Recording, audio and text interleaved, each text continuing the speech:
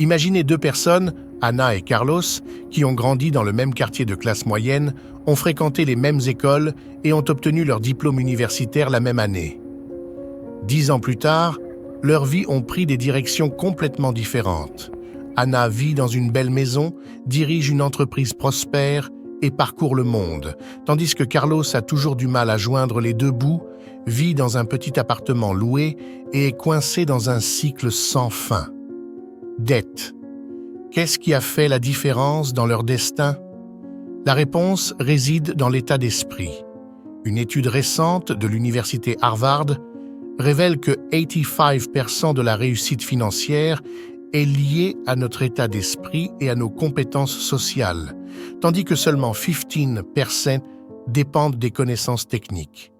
Cela signifie que votre façon de penser peut avoir un impact bien plus important sur votre patrimoine que n'importe quel diplôme universitaire ou compétence spécifique. Dans cette vidéo, nous explorerons les principales différences entre l'état d'esprit de ceux qui parviennent à s'enrichir et celui de ceux qui ont des difficultés financières. De plus, nous vous fournirons des outils pratiques pour transformer votre état d'esprit et vous orienter vers la réussite financière. Êtes-vous prêt à changer votre façon de penser? Commençons. Attitude envers l'apprentissage et la croissance personnelle. Pour beaucoup de personnes ayant un état d'esprit de pauvreté, l'apprentissage se termine par une éducation formelle.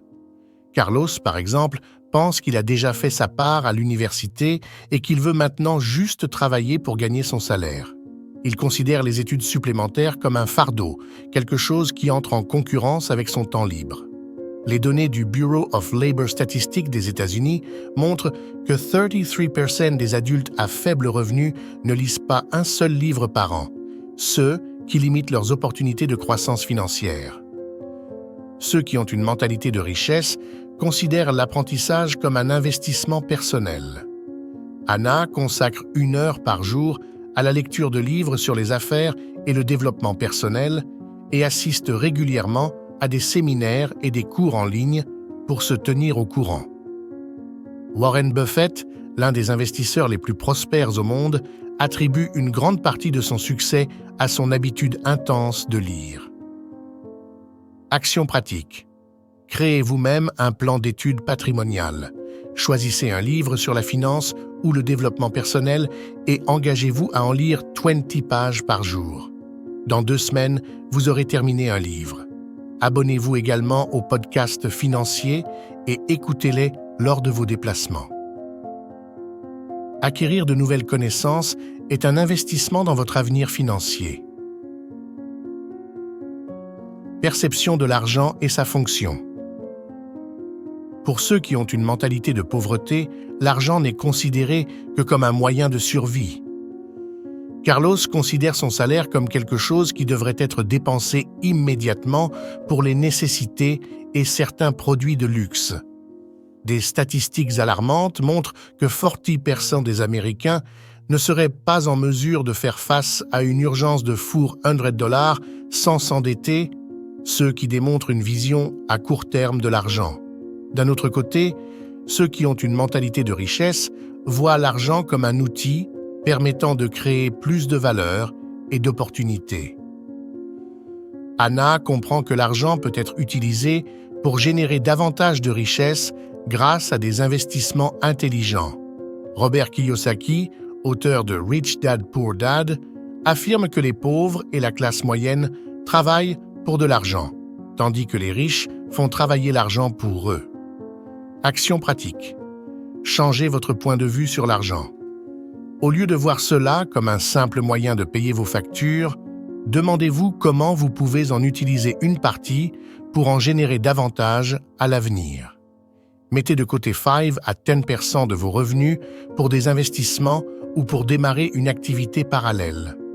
N'oubliez pas que ce n'est pas la quantité que vous avez, mais la façon dont vous utilisez ce que vous avez qui fait la différence. Attitude envers le risque et l'incertitude. Les personnes ayant un état d'esprit de pauvreté ont souvent peur du risque et de l'incertitude.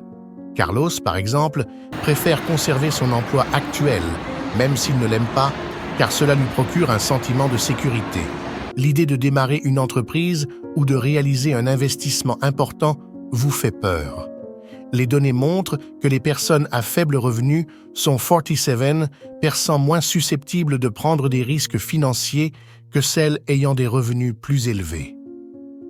En revanche, les riches considèrent le risque comme un élément essentiel de la croissance et du succès. Anna comprend que chaque investissement comporte des risques, mais aussi une opportunité. Elle ne craint pas l'échec, mais y voit une leçon précieuse. Mark Zuckerberg, fondateur de Facebook, a déclaré que le plus grand risque était de ne prendre aucun risque dans un monde en évolution rapide. Action pratique, familiarisez-vous avec la notion de risque calculé. Identifiez un petit investissement ou un projet parallèle qui vous intéresse, recherchez-le de manière approfondie et évaluez les possibles résultats positifs et négatifs avant d'agir. Le but n'est pas d'être imprudent, mais plutôt de sortir de sa zone de confort pour rechercher de plus grands bénéfices. Concentrez-vous sur les solutions plutôt que sur les problèmes. Les personnes ayant une mentalité de pauvreté ont tendance à se concentrer sur les problèmes et les obstacles. Carlos, face à un défi financier, a tendance à se plaindre et à chercher des excuses, comme la mauvaise économie ou la malchance. Une étude a révélé que les personnes qui se concentrent sur leurs problèmes ont 31% moins de chances d'atteindre leurs objectifs financiers. Les riches, quant à eux, se concentrent sur les solutions.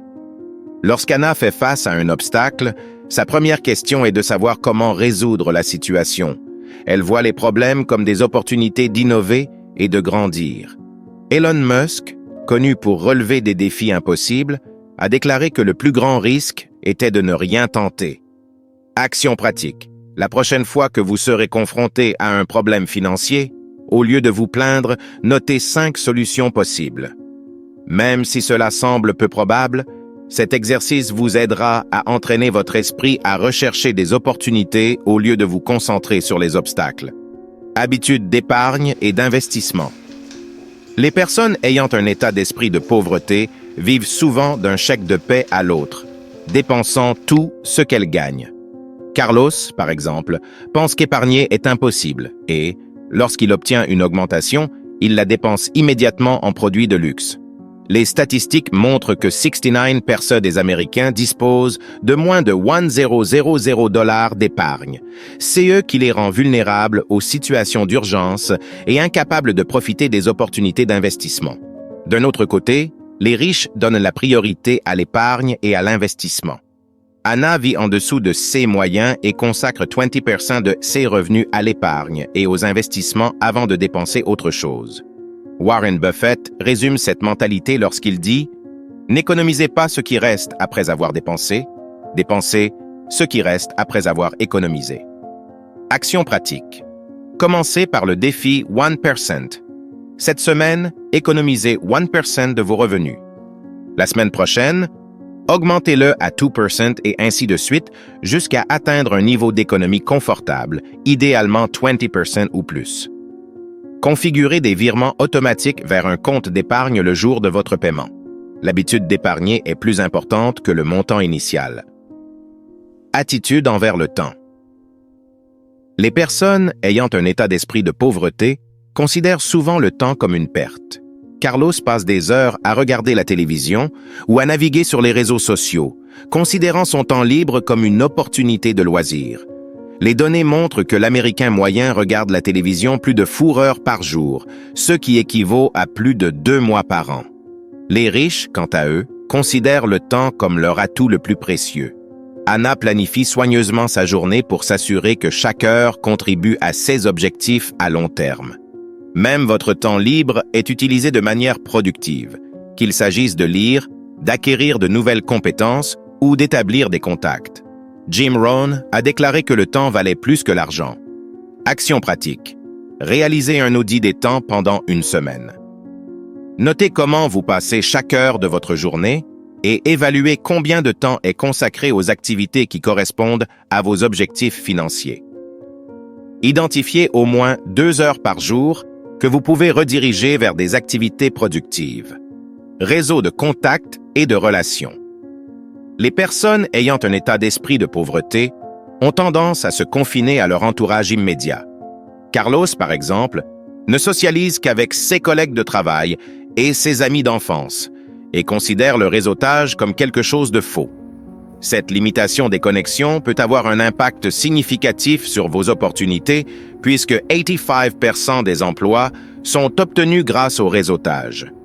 Les gens riches comprennent le pouvoir des connexions. Anna cherche constamment à élargir son réseau, en participant à des événements, en rejoignant des groupes professionnels et en recherchant des mentors. Elle voit chaque nouvelle connexion comme une opportunité ou une source de connaissances. Porter Gale, auteur et entrepreneur, a déclaré que son réseau constitue sa valeur nette. Action pratique. Mettez-vous au défi d'élargir votre réseau. Cherchez à rencontrer chaque semaine une nouvelle personne pertinente pour vos objectifs financiers, que ce soit via LinkedIn, des événements locaux ou en demandant des présentations à vos contacts actuels.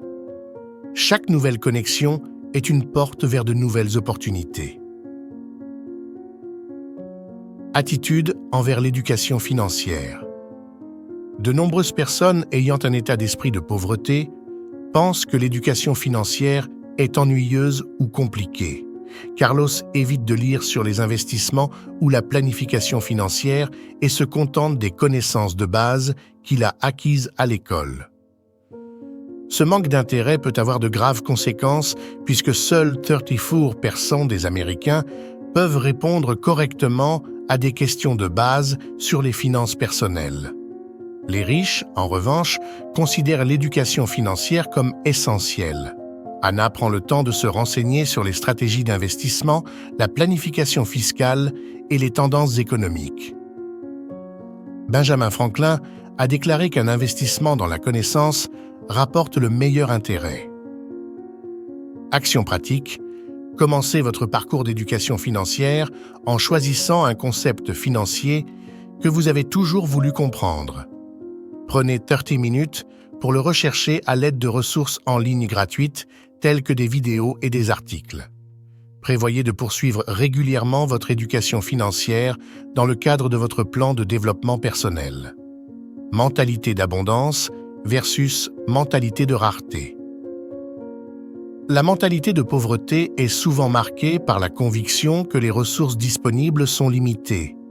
Carlos, par exemple, considère la réussite financière des autres comme une menace pour son propre potentiel et estime qu'il n'existe qu'un petit nombre d'opportunités. Cela peut conduire à un état d'esprit de compétition et d'envie plutôt qu'à une mentalité de collaboration et de croissance. En revanche, la mentalité de richesse repose sur la conviction qu'il existe une abondance d'opportunités et que la collaboration peut créer plus de valeur pour chacun.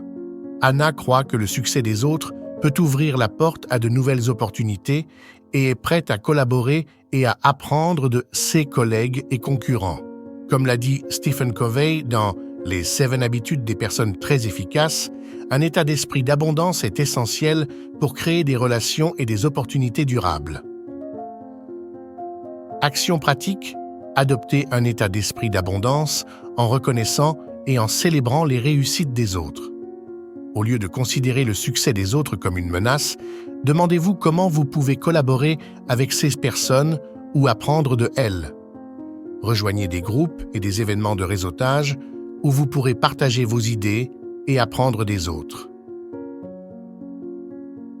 Capacité à prendre des décisions et à agir. Les personnes ayant un état d'esprit de pauvreté tergiversent souvent et ont du mal à prendre des décisions, notamment celles liées à l'argent et aux investissements. Carlos, par exemple, reporte à plus tard les décisions importantes concernant ses finances personnelles, comme ouvrir un compte d'épargne ou investir, craignant des erreurs et des pertes. D'un autre côté, ceux qui ont une mentalité riche comprennent l'importance de prendre des décisions éclairées et d'agir rapidement. Anna évalue soigneusement ses options, mais n'hésite pas à prendre une décision lorsque cela est nécessaire. Elle considère l'action comme essentielle au progrès et comprend que même si toutes les décisions ne sont pas parfaites, l'action est cruciale pour atteindre les objectifs. Peter Drucker, expert reconnu en gestion, souligne que la meilleure façon de prédire l'avenir est de le créer. Action pratique. Commencez à prendre de petites décisions financières avec plus d'assurance. Créez une liste des actions financières que vous avez reportées et fixez des délais précis pour les prendre. En prenant des décisions et en agissant plus fréquemment, vous développerez votre confiance et vos compétences en gestion financière. Autodiscipline et contrôle émotionnel. Le manque d'autodiscipline est un trait courant chez les personnes ayant un état d'esprit de pauvreté. Carlos, par exemple, a du mal à contrôler ses impulsions de dépenses et cède souvent à des achats impulsifs. Les données montrent que 60% des personnes qui effectuent des achats impulsifs se retrouvent en difficulté financière. En revanche, ceux qui ont une mentalité de richesse pratiquent l'autodiscipline et contrôlent leurs émotions. Anna dispose d'un budget détaillé et évite les dépenses inutiles, même lorsqu'elle est tentée par les promotions.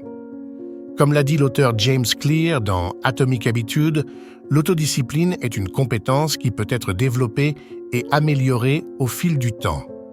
Action pratique, fixez-vous des objectifs financiers et créez un plan pour les atteindre.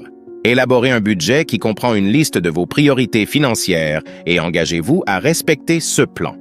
Lorsque vous êtes tenté de dépenser de manière impulsive, rappelez-vous vos objectifs et le plan que vous avez mis en place pour les atteindre.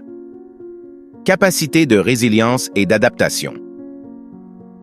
La mentalité de pauvreté peut conduire au désespoir face aux difficultés. Carlos, par exemple, se sent découragé face à des difficultés financières et peut facilement abandonner. Des études indiquent que 58% des personnes confrontées à des difficultés financières finissent par abandonner leurs objectifs en raison d'un manque de résilience. Les riches, en revanche, sont résilients et adaptables. Anna fait face aux défis avec un état d'esprit positif et cherche des moyens de s'adapter et de surmonter les obstacles. Elle comprend que les difficultés font partie du chemin vers le succès et utilise ces expériences pour grandir. Comme l'a dit Nelson Mandela, « Ce n'est pas ce que vous faites, mais le cœur que vous mettez dans ce que vous faites qui fait la différence. » Action pratique, développez votre résilience en affrontant les défis financiers avec une attitude positive.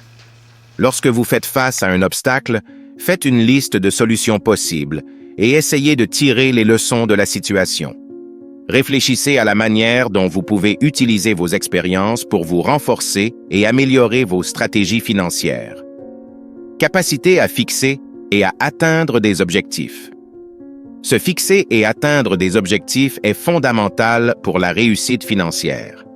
Les personnes ayant un état d'esprit de pauvreté ont souvent du mal à se fixer des objectifs clairs et à obtenir des résultats, comme le montre le cas de Carlos, qui a des objectifs vagues et aucun plan structuré pour les atteindre.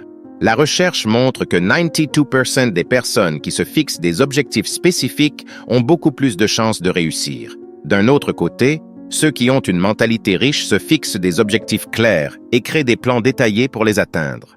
Anna se fixe des objectifs financiers spécifiques, comme épargner un montant fixe par mois et investir dans des actifs à long terme. Elle utilise des outils comme SMART, spécifique, mesurable, réalisable, pertinent, limité dans le temps, pour s'assurer que ces objectifs sont réalistes et réalisables. Action pratique, fixez-vous un objectif financier spécifique et créez un plan détaillé pour l'atteindre.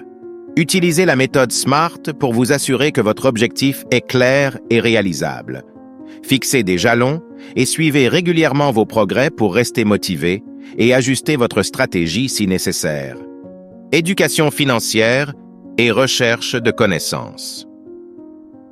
La mentalité de pauvreté se reflète souvent dans un manque d'intérêt ou d'investissement dans l'éducation financière. Carlos, par exemple, ne cherche pas à se renseigner sur les investissements ou la gestion financière et, par conséquent, prend des décisions mal informées qui nuisent à son avenir financier. Des études montrent que 45% des personnes ayant une faible éducation financière ont plus de difficultés à atteindre la stabilité financière. En revanche, ceux qui ont une mentalité patrimoniale valorisent la formation continue et cherchent constamment à élargir leurs connaissances financières. Anna lit des livres, suit des cours et suit les dernières tendances économiques pour prendre des décisions éclairées. Comme l'a souligné Benjamin Franklin, investir dans le savoir rapporte toujours les meilleurs intérêts. Action pratique. Consacrez du temps à l'apprentissage des finances personnelles et de l'investissement. Inscrivez-vous à des cours en ligne, lisez des livres et suivez des blogs ou des podcasts d'experts financiers. De plus, envisagez de travailler avec un mentor ou un conseiller financier pour approfondir vos connaissances et mettre en pratique ce que vous avez appris. Utilisation efficace du temps. La gestion du temps est un autre domaine dans lequel la mentalité de pauvreté et la mentalité de richesse diffèrent. Carlos se perd souvent dans des tâches non prioritaires et tergiverse sur des activités importantes, comme revoir son budget ou planifier des investissements. Des études indiquent que 55% des personnes qui ne gèrent pas bien leur temps sont confrontées à de plus grandes difficultés financières. En revanche, les personnes ayant une mentalité patrimoniale savent gérer efficacement leur temps et prioriser les activités qui contribuent à leurs objectifs financiers. Anna organise sa journée de manière à consacrer du temps à examiner ses finances, à planifier ses investissements et à travailler sur ses projets. Comme l'a dit Tim Ferriss, auteur de The 4-Hour Work Week, ce que vous faites aujourd'hui peut améliorer tous vos lendemains. Action pratique. Créez un plan quotidien ou hebdomadaire pour mieux gérer votre temps. Donnez la priorité aux activités qui contribuent directement à vos objectifs financiers et minimiser les distractions. Utilisez des outils de productivité tels que des calendriers et des applications de gestion de tâches pour rester concentré et efficace. Réseautage et établissement de relations. La mentalité de pauvreté peut conduire à une approche isolée et compétitive envers les autres. Carlos, par exemple, évite de nouer des relations et des réseaux professionnels, estimant que la concurrence constitue une menace. Les données montrent que 70% des opportunités d'emploi et d'affaires proviennent des réseaux. En revanche, ceux qui ont une mentalité de richesse comprennent la valeur du réseautage et de l'établissement de relations. Anna participe à des événements de réseautage, collabore avec des collègues et recherche des mentors qui peuvent offrir des conseils et des opportunités. Comme l'a déclaré Harvey Mackay, auteur de « Comment se faire des amis et influencer les gens », votre réseau est votre atout. Action pratique, participez à des événements de réseautage et recherchez des opportunités de vous connecter avec des personnes de votre domaine d'intérêt. Établissez de véritables relations et offrez de la valeur aux autres, en créant un réseau de soutien qui peut bénéficier à la fois à votre carrière et à vos objectifs financiers. Esprit entrepreneurial et innovation. Une mentalité de pauvreté peut limiter la capacité de voir les opportunités et d'adopter une approche innovante. Carlos peut se contenter de la stabilité et éviter les risques, préférant ne pas explorer de nouvelles idées ou projets. Les recherches indiquent que 80% des entrepreneurs qui réussissent ont un état d'esprit axé sur l'innovation et une volonté de prendre des risques calculés. La mentalité patrimoniale, en revanche, est souvent associée à une approche entrepreneuriale et innovante. Anna est prête à explorer de nouvelles idées, à démarrer des projets et à essayer différentes stratégies pour atteindre ses objectifs. Comme le disait Peter Drucker, l'innovation est l'acte d'introduire des changements qui créent un nouveau marché. Action pratique, explorez les opportunités d'innovation dans votre vie financière et professionnelle. Évaluez les idées commerciales ou les investissements que vous trouvez intéressants et soyez prêt à prendre des risques calculés. Restez au courant des dernières tendances et développements dans votre domaine pour identifier de nouvelles opportunités et vous adapter aux